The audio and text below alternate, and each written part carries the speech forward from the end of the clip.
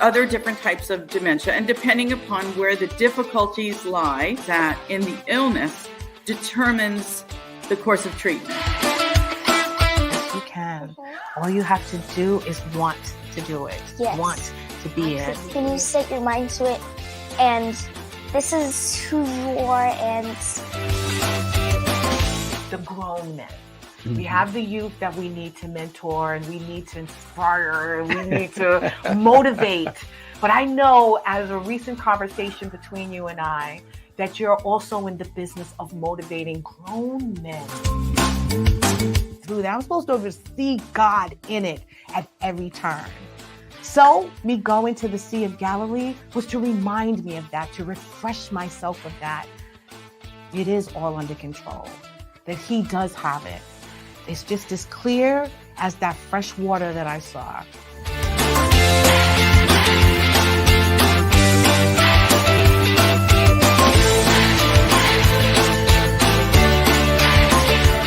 You Are Our Unity, hosted by LeShawn Walker, Tuesday nights, 6 p.m. PST.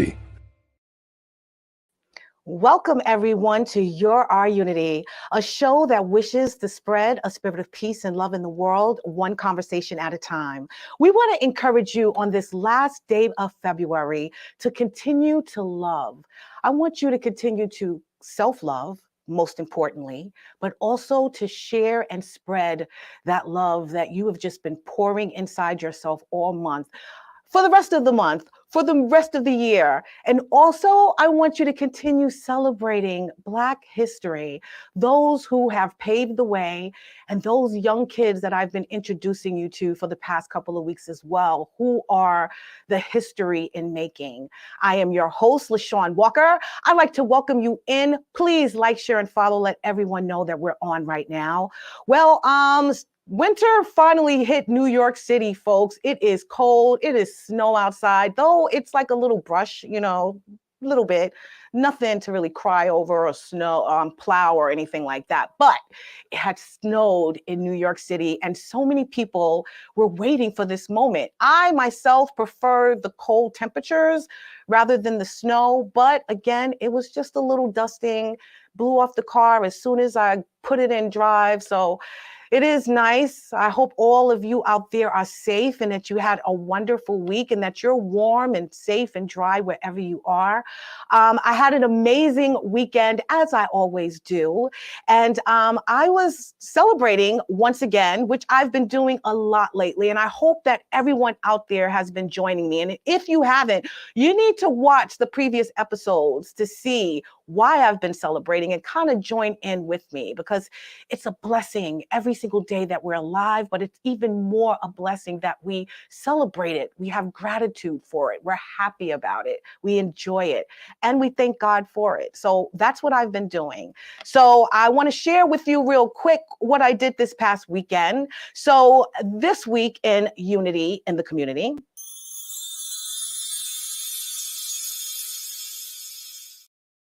I attended an amazing show again for the youth.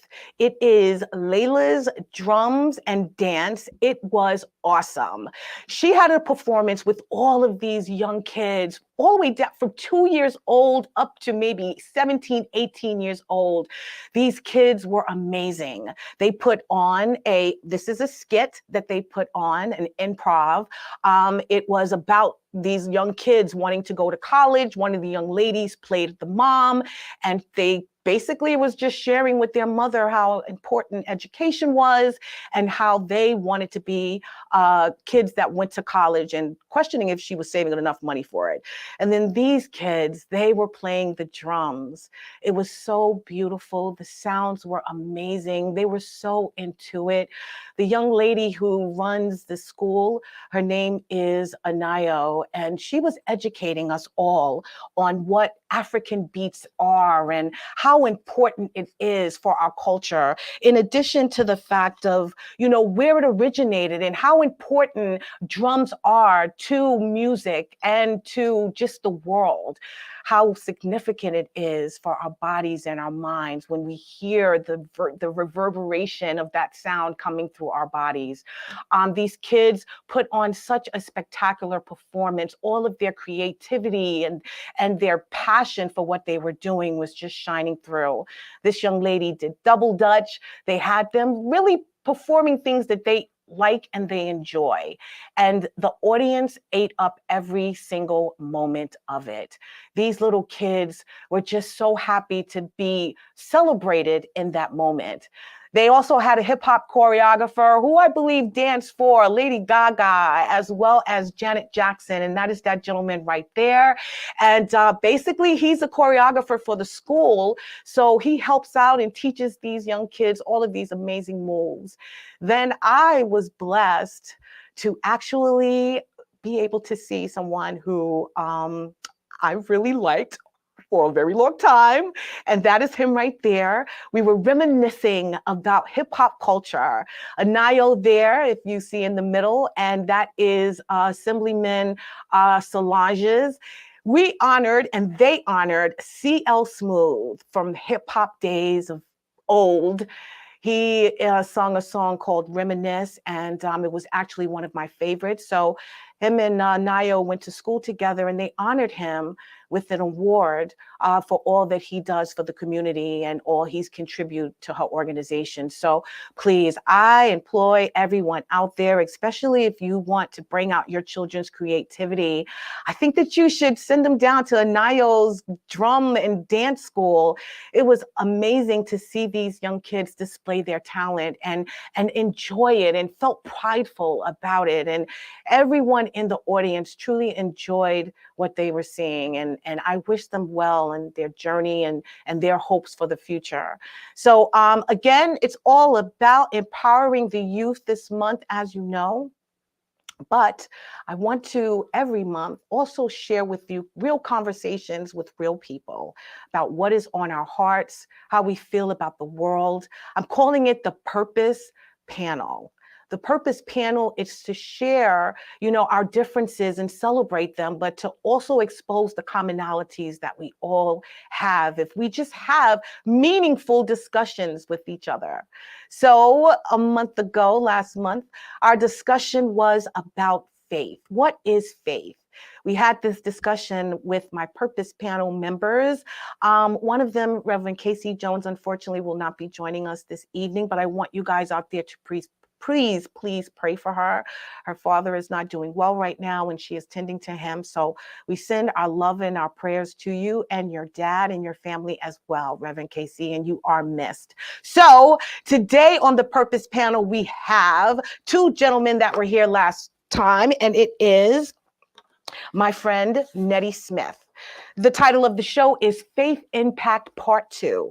Neddy Smith is an author, poet, educator, professional musician, and CEO at NedGen International.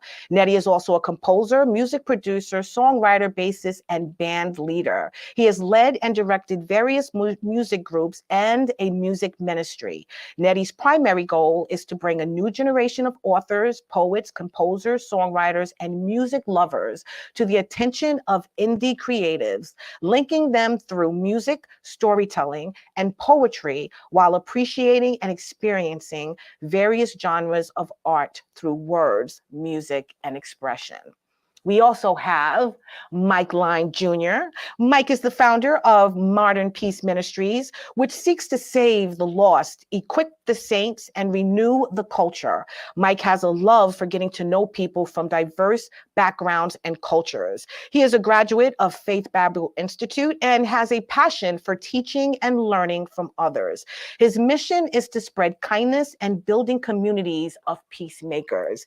Please help me welcome my panel for this evening, Mike and Neddy. How are you guys? Doing well. Doing well. Yeah. Excellent. Thank you. Thank you guys so much for being here. I truly appreciate it. I missed you, actually.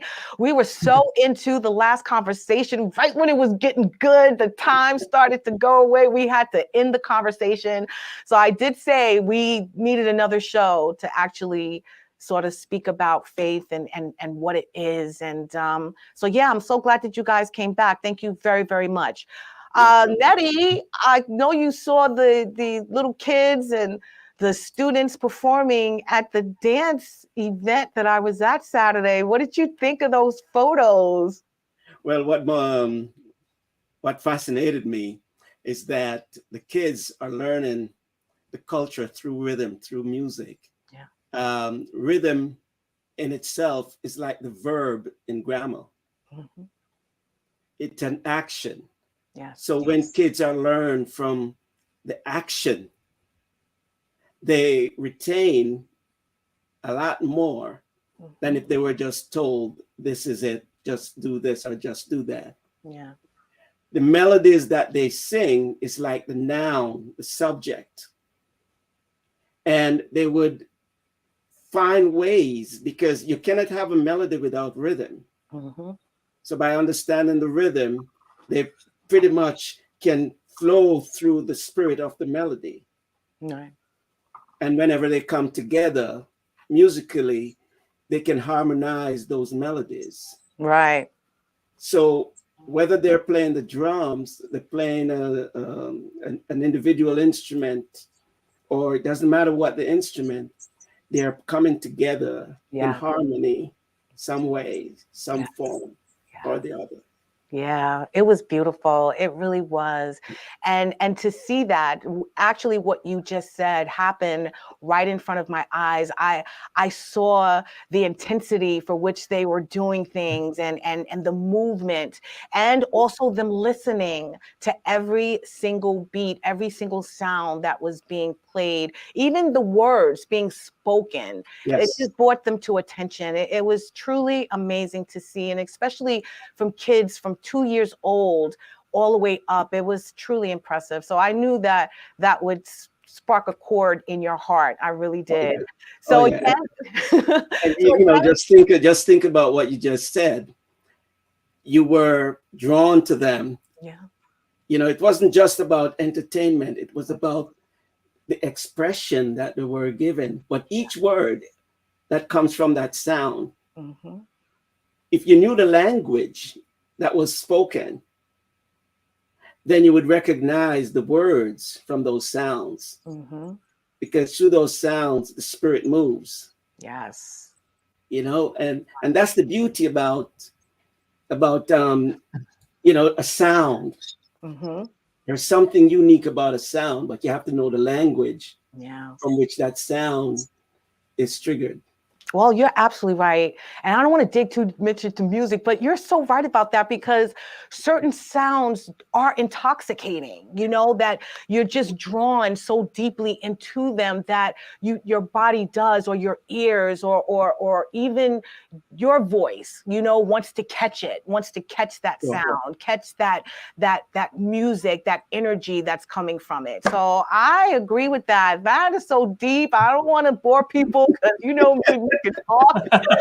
So we're just gonna move on. But you are so right, because that's how I honestly felt. And I think because they were kids, it drew me even more into it, So it was great. All right, so today we're going to talk about, as we were talking about last month, faith. But this time I want to talk about, where does faith come from?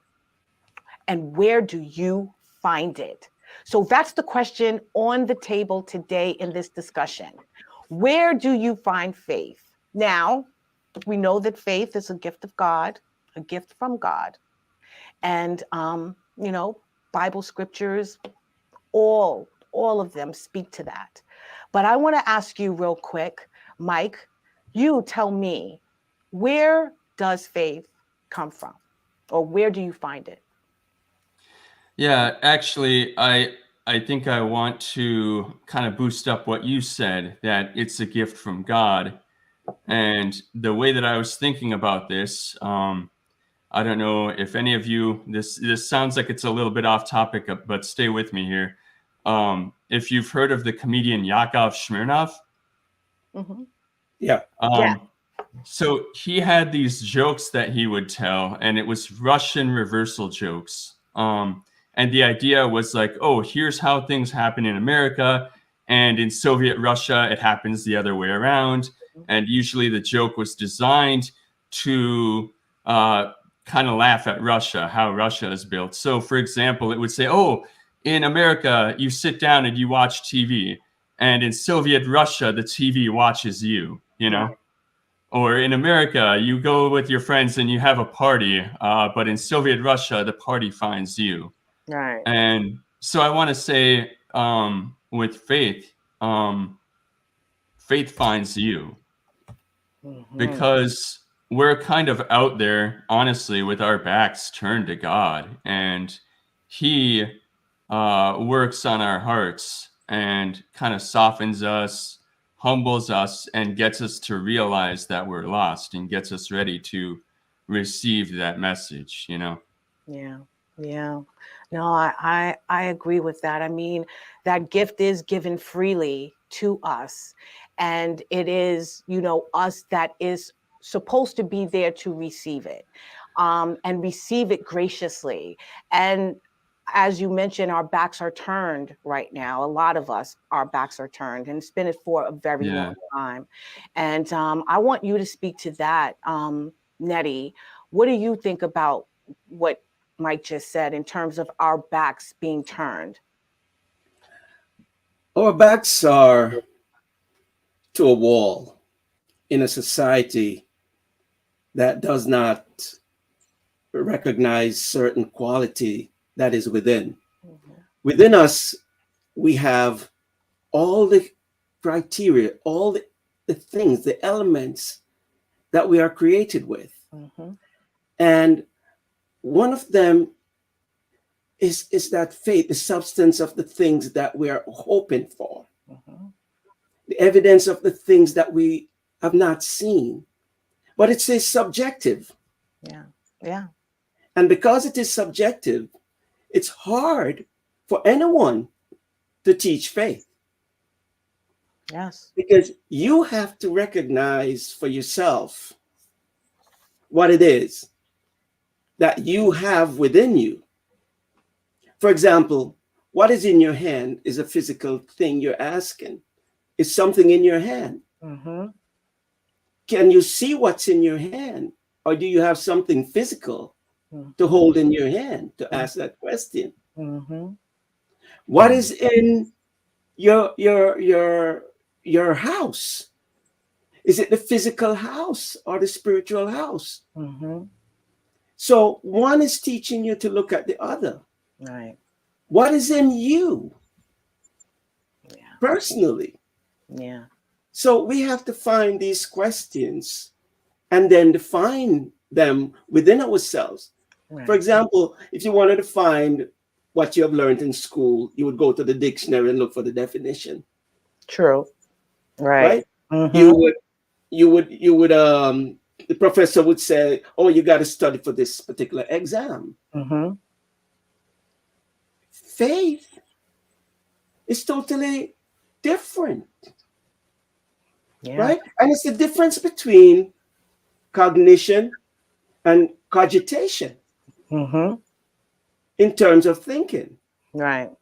Right. When you think of cognition, you're thinking mainly of, study to learn, whether you're doing in psychology or you're doing that. Right. With cogitation, it's more of a meditation. It's a different level. Right. Yes. Yes. See, totally different level. Solomon had to go there to ask for wisdom and understanding. Why did Solomon not ask someone to help him? They could not. Right. Physically, yes, they could help him physically. But spiritually, they could not. Right. So he asked for understanding and knowledge to lead the people. Right. So he went to another level, another dimension, to recognize what was within him that needed support. Yeah. And that's why he went to the nth dimension of cogitation rather than cognition. Right. That is more physical. Wow. understanding. Go ahead, Neddy, Mike. are you kind of saying that because everybody has different experiences, that it's difficult to lead somebody into faith, that they have to experience it for themselves in a way that relates more to them? That's kind of what I'm getting from you. In an essence of a culture, in the essence of one's being, yes. But let's think about it this way. Someone tells you a word, then you read that word, and then you study that word. Carefully, listen to them. Mm-hmm. You hear the word, you study the word. I mean, you hear the word and you study the word.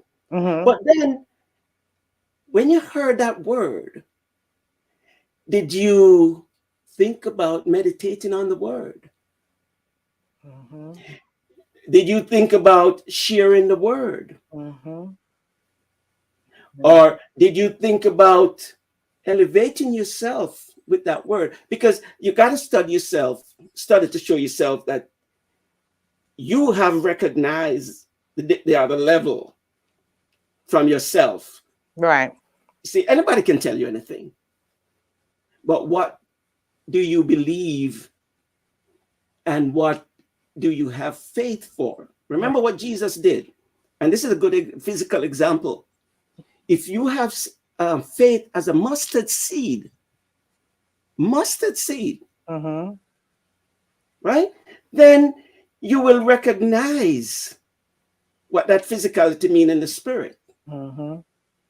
Well, I mean, considering that it is a gift from God and he's given it to us freely, and he is showing us that I see it as we must have faith for all that he's already done because of the gifts, the love, the blessings, the goodness that he's poured in all of us and everyone before us.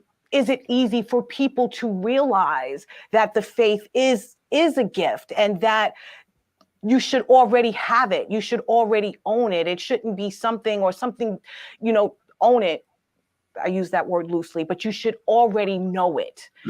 Is it easy, or why is it so hard for people to see that gift that he's already given us? Why is it so hard for people to walk in, like you said, see the word, read the word, hear the word, and now you have to do the word? Do you understand my question? Yes, Well, many of us, and I'm including myself too. Sometimes I don't even obey what I've studied because someone told me and I didn't really have time to go and meditate on it. In I think it's 1 John 4:1. It says you must test every spirit. Test it. No matter what anyone says to you. Test what they say. Now, how are you going to test what they say? You can believe what they say because someone physically told you something. Or you can meditate on the word and compare it with the spirit of the word. Right? The speaking of the word and the spirit of the word is two elevation. well, See? Go on, Mike. Sorry. I think that LeShawn, you're kind of asking about how people can come to faith and they don't realize that it's a gift from God. I think that we understand those things because we see where it's written, but honestly, it's kind of mysterious. The spirit acts in ways that we don't always understand. True. But like you said, LeShawn, I think that we can have faith in what God has already done around us, even for those that don't believe.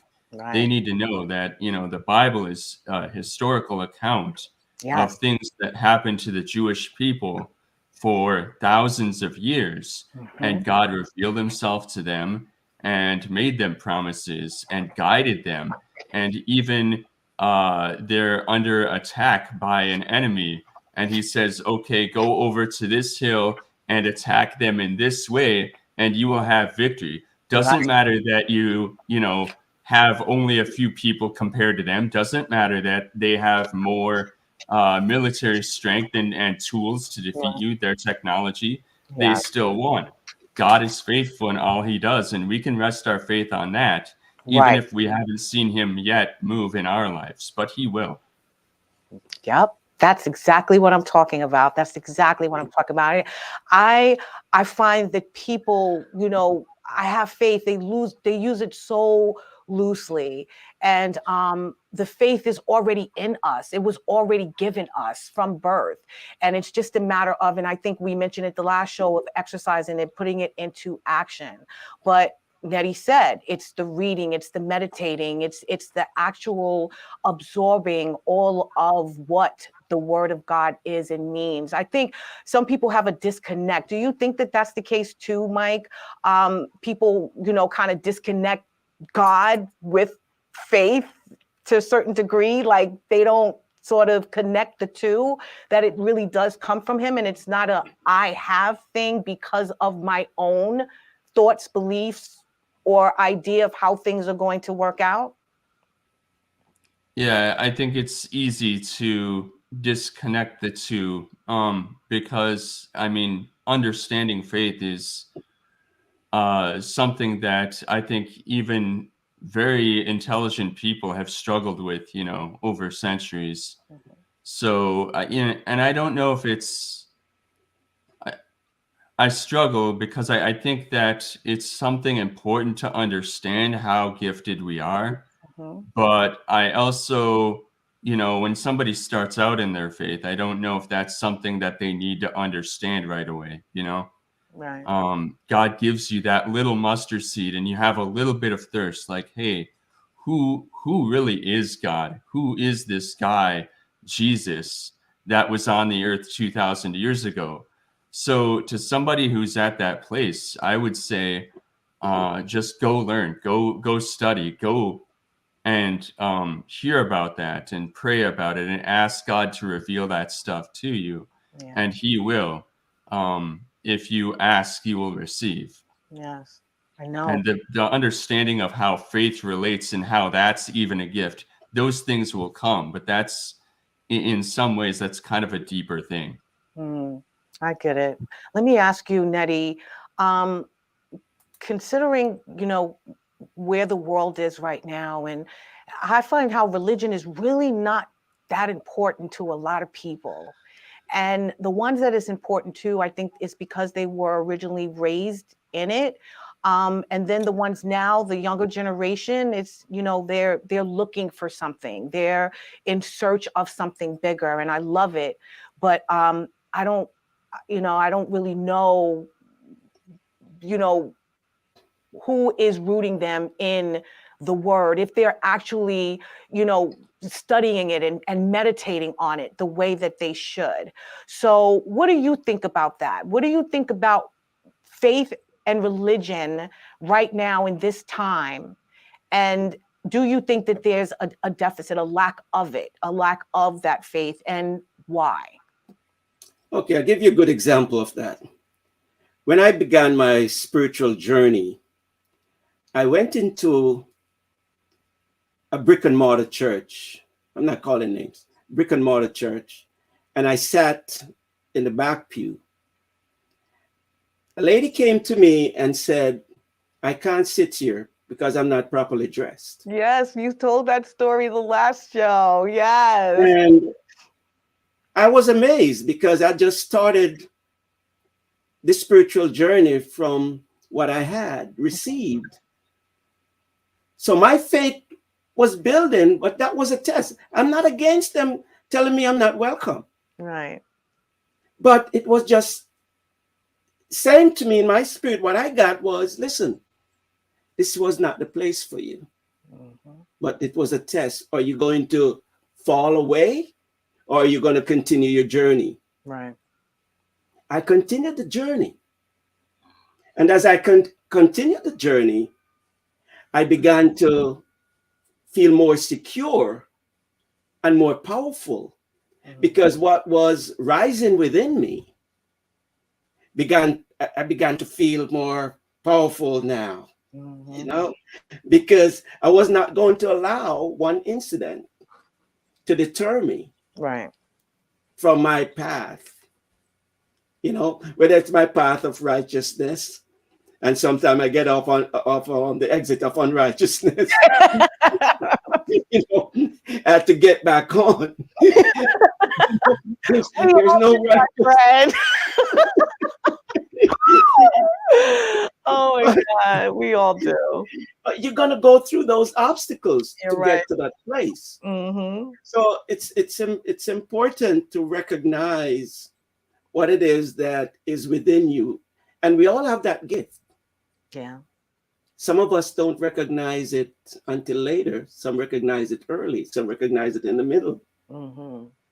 But once you are on that spiritual path, you have to continue to delve deeper and deeper into the word, because sometimes, for example, there was a time I wouldn't read the italic words in the Bible. Really? Yeah, I wouldn't read them Why? because they were put there because, you know, someone said, okay, this is missing, so they were put there, you know, and nothing is wrong with it. Right. It makes it read smoother, but I had to skip that so I can read it for myself in that way without it. I like that you said that. I actually like Old Testament, old scripture. I don't like the revised Bibles, the new versions, the new text. I can't. I want to read it as I feel they wrote it. And I want to understand it in that context, the ye's, the thys, the those. I want to recognize it in that context. I want to put myself in that moment. And I guess the same thing you said, and just experience that journey in my own way. So go ahead. I'm sorry to interrupt. Continue. No, that's fine. But it's important to understand the ministry of Jesus, you know, up to the point that when he went to the cross and what it really meant. So these are the things that the young people need to really learn about. For example, I'll give you a good example, and Mike can follow me on this one and correct me if he may. For me, the cross means something very important, right? For example, there are 4 quadrants on that cross. One quadrant to the right has 2 positives. Another quadrant to the left has a negative and a positive. Below his waist, at his feet, there are 2 negatives. And to the left and to the right, there's a negative and a positive. So look at who was to Jesus's left then, and look at who was to his right. One guy, they were both criminals. Yeah, exactly. But the guy on the negative side was complaining about Jesus, you know, just like, and the guy on the right hand side was saying, "Listen, this man has done nothing. Yeah, we are the ones who are the culprits. We should be condemned." Yeah, and I'm just paraphrasing. The essence of it is that the cross she knew the relationship of the horizontal and the vertical, which is the spirit, like the ladder, right? The spirit goes up and down. You fall on your knee and you pray to God. Yes. But then, unless you can relate horizontally, you're not going to recognize your fellow man. Yeah. Yeah. And that's why it's so important to understand, for the young people, whoever you're going to teach or whoever you're going to bring together, that there is a fundamental note, and I'm using a musical term. There's a fundamental note that must be played, right, to ground you or me Right. into the word. Because beyond the word, the fundamental word, Right. there are nuances or harmonics. Right. There are different level of sounds.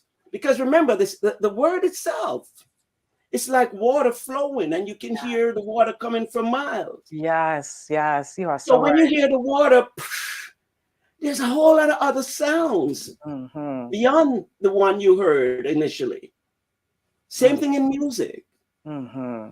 So when a word is spoken, don't just take that word and say, oh, Mike said that word, so I must just accept it. No. Beyond that fundamental word, Mm-hmm. there are nuances. Yeah. Like I was on this word. That's how I came up with cognition and cogitation. Right. I was in this frame of mind, you know, and I could have gone with connotation, but I wasn't going to go there. You just want to You keep know? using these big words, like, good. When I got when I got a word, you guys, when I get a Oh, word, boy. I don't just stay on the fundamental word. Mm-hmm. I put that word in a circle Right.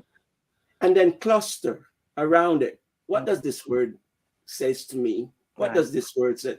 What is my spirit agreeing with? Right. So if I'm not in agreement, that means there's no harmony. Mm-hmm. So I'm looking at the melody, the noun. I'm looking at the harmony, the adjective, because it has to describe the noun. Mm-hmm. So the adjective in music for me is the harmony. But that verb, if my heart is not pumping right, Mm-hmm. that means it's offbeat. So if I'm discerning something, if fear comes to me, I must be able to discern that fear. Right. So if my heart is beating a little bit erratic, something is not in tune with me. Mm-hmm. So individuals have to be in tune with their environment. True. You have to be in tune with your family. Mm-hmm. You have to be in tune with your fellow man Mm-hmm. or fellow woman. Mm-hmm. You have to be in tune. And so when I do music, for example, I did a nursing home on Friday. And before I even played a note, I let them see me tuning the instrument. I didn't just go and play. Right. And I explained to them why I had to tune it. Because everything must come together as Yes. one. Right. So the spirit is very important. If the spirit is not in tune with the people you are around, Mm-hmm. you're not going to be comfortable. How do we? Somebody is going to put a wedge. Yeah. How do we bring that spirit back? There used to be a time that I felt the spirit of God was just palpable in the air. It was felt. I remember a time, when I was younger growing up, that's really all I heard was about God and faith and your blessings. How do we bring that spirit back and let people realize the gift that they own every day that they wake up, that they have permission to have every single morning that they wake up, Mike? Help me out. What do you think? Yeah. Mike is on. Well, it's hard because you're talking about young people today and what they need to be taught, and we're missing a lot. There's a lot of pain and suffering that a lot of people are going through these days, and this world is getting kind of jacked up. And we can step out and try to do things to change things to make sure that there's justice in the world and peace. But ultimately, human beings cannot do that by themselves. We shouldn't rely on just us. We need to rely on God. Yeah. And I think one of the biggest problems that we're dealing with these days, we have all these issues popping up left, right, and we're saying, oh, how do we deal with this? How do we deal with, we have this issue, we have depression, we have all these other things going on. But those things are, it's not that we have, 12 different problems and we're trying to attack that. The problem is at a root level that people are basing the way that they look at the world from people's perspective instead of God's perspective. Yeah. God has the solution to all of these things. And I think that a really good resource out there is if you take a look at Ken Ham talks about the Christian worldview and how there's really only one other worldview, and that's the view that what I say is the truth. Right. And if we base everything on that, here's the problem. You see things differently than me, and Neddy, you also see things differently. We all have different viewpoints. Right. Well, who's right? It's good that we see things in different ways. We can, as people in the body of Christ, we can use that to boost each other up. But we need a central thing that unites us, that gives us value, that when we face problems, we can say, I'm pressed, but I'm not crushed. Yes. I'm persecuted, but I'm not abandoned. I'm struck down, but I'm not destroyed. Yes. So that's what we need to do, is we need to first find that central thing in God and know our value because of Christ on the cross. And then God can work through us, through the Holy Spirit, together to unite us and bring us together to look at these things, and to, that will come out then from God. And as we do those works that he's set for us to do in life, and that will help make the world a better place. Yeah. Let me tell you something. You struck something that I've been thinking about for so long. And it is that one voice, that one connection, that one person that God has blessed with his prophecy, so to speak, the Moses, the Abraham, the Jacobs. I'm looking for that person. There's so many different voices. There's so many different opinions. There's so many different, and I understand different religions and I respect that, but I feel like we still should be all worshiping, praying, and loving the same God. But I think that's what we've lost, because if you think about it, back in the Bible days, soon as our backs were turned away from God, they saw it, they knew it, they experienced something amongst them was going wrong or was off. They were attacked, they had the locusts, they had the plagues, they had all of these things, and then they all cried out to God in unison for him to forgive them for their ways. And I feel that there's a moment in time in every generation for that. I feel like we are living through that right now, actually. Oh yeah. And I'm struggling to find out how we're finally going to get out of it if we don't find that one voice, that Moses, that Abraham, that Joseph and Jacob, that David. Where is that voice that's going to bring us all to him? Because there are so many of us out there that know what we need. And we're speaking from so many different areas of the world with the same meaning and the same mission. But we're not speaking to all the same people at the same time. I want that. Where can we find that? Because that, to me, will also bring the faith back into humanity, into every human being, because then they would see it. We say things and we claim to believe them, but I feel like it's empty, it's baseless a lot. And I just want that one voice that can help us reconnect ourselves to what the word actually means, what his gifts are to us, how we need to move forward in those gifts and live in those gifts every day. So I don't care who takes over from here, but I mean, you can see it in the world, right?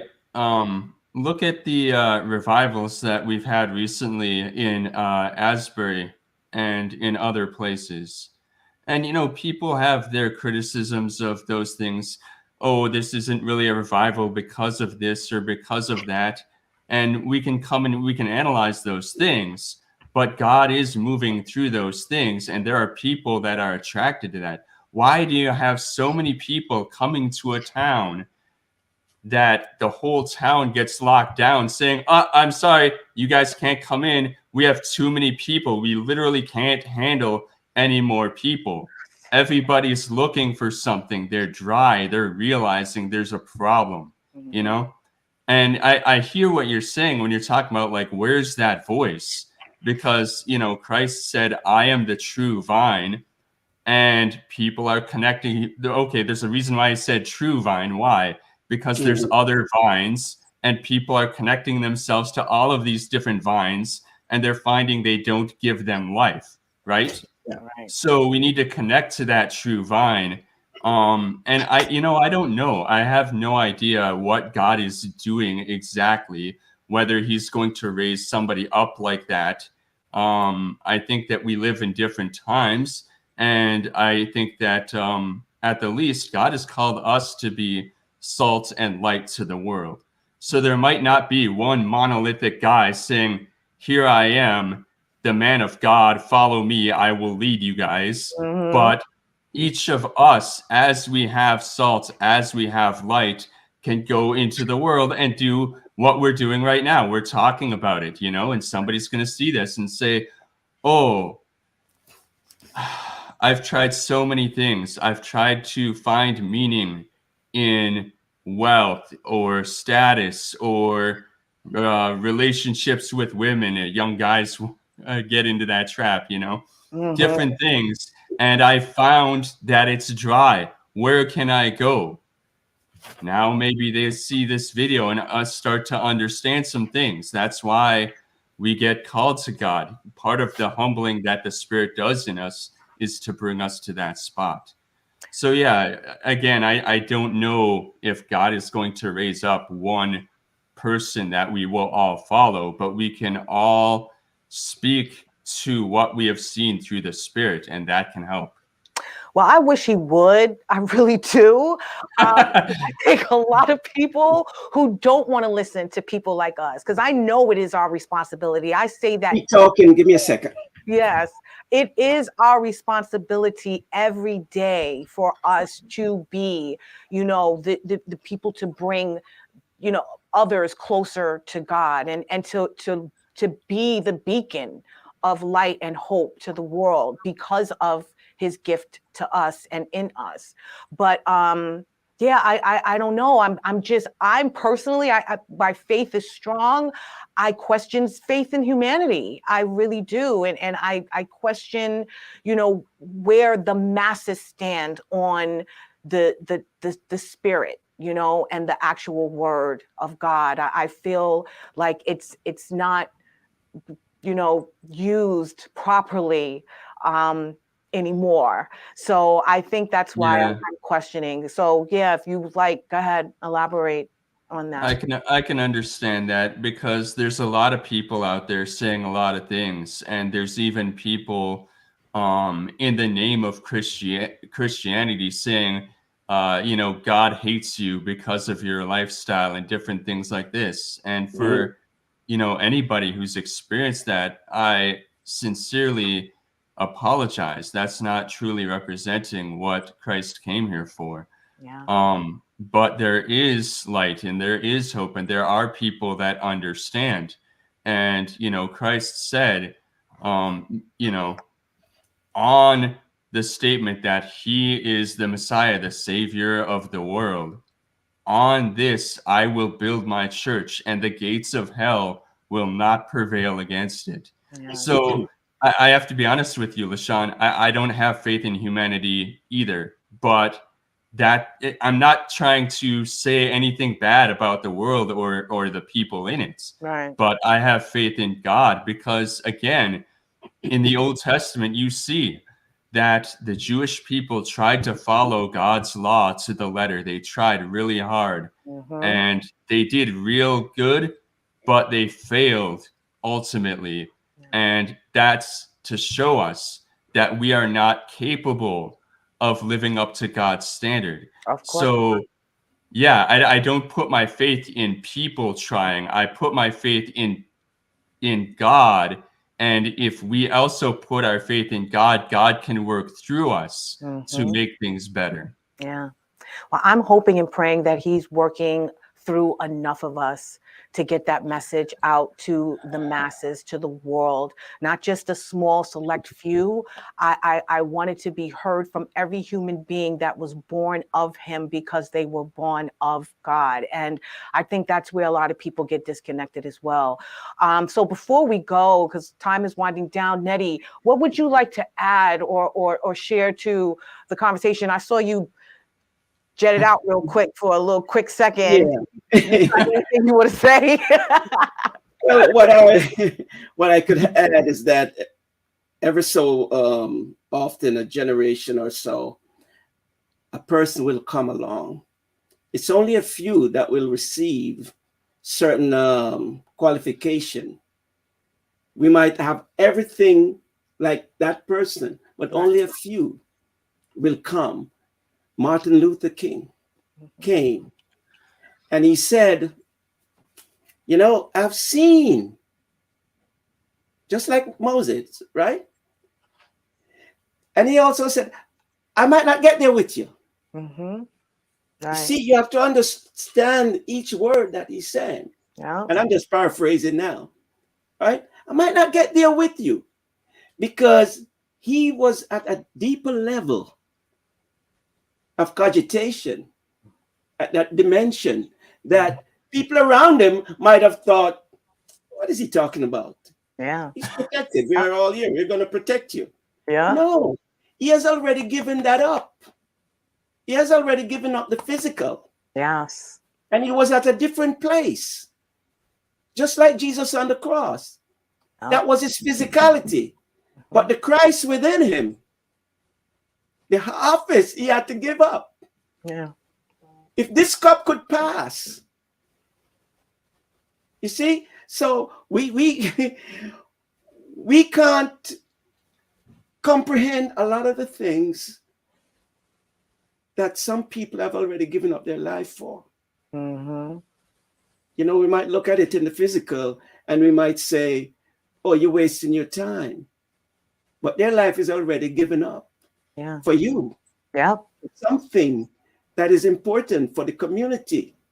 There are people in the community right now. You know, whatever community it is, that have already given up their lives to serve that community.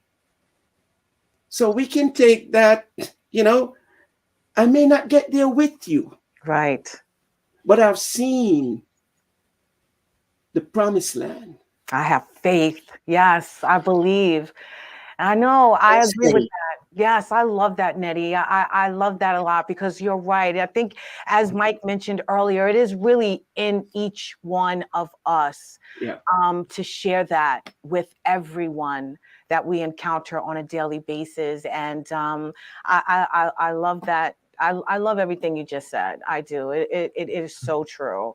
So, Mike, before we go, because we're almost out of here, I want to just ask you, what's on your heart and what would you like to share about the topic and where faith comes from and where we find it? Any last words? Just mainly to those who are not as familiar with God, or, you know, like I spoke about earlier, maybe you had an unfortunate situation with somebody who claimed to be a Christian, you know. I think that people who are getting to this point in this video can see that there's another truth out there, that God is for all of us and wants healing and peace among everybody. And that I encourage you to look into it more, to go and go to a church and to hear more about God and to learn about him through the scriptures and to fellowship with other people and get to know him. I think that that's something really important. And it's something that's difficult too, but people around you will support you and will lift you up. Yes, yes, I agree. Thank you so much for that. And Neddy, please, like 10, 15 seconds, what would you like to share? Well, it's important to understand the word that you're hearing. Mm-hmm. It's important to meditate on the word that you're hearing. Yes. And it's important to study the word that you're meditating on. Yes. You see, you can study the word and still don't know what it means if you're just looking to pass an exam in a school. Right. But when you meditate on the word, personalize it, and that word will somehow become meaningful to you. Yes. So that's my charge. Thank you so much. I like to thank you guys so much for being here. We're going to throw up your information real quick where you can reach out to Neddy and as well as Mike. Oh my God, I appreciate you. You will be back. I don't know what the next show is going to be about, but I think that we have done, I think we have done justice for this topic. I really do. So I want to get real quick to the Dare to Be You. And it is so simple. The Dare to Be You is live by faith, grow in grace, and walk in love.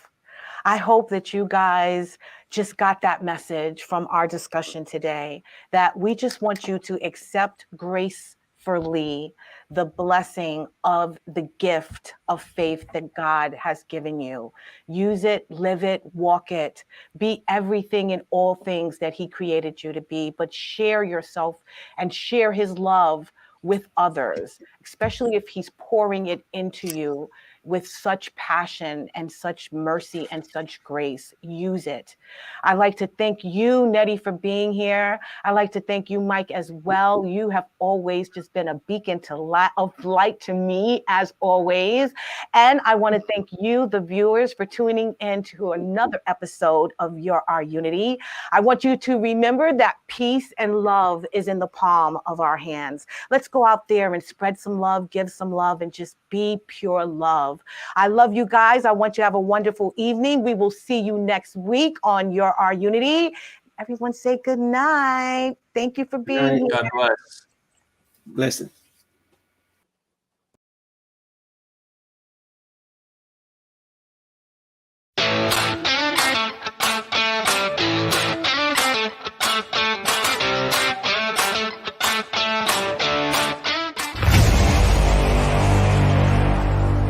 Strong Island Entertainment.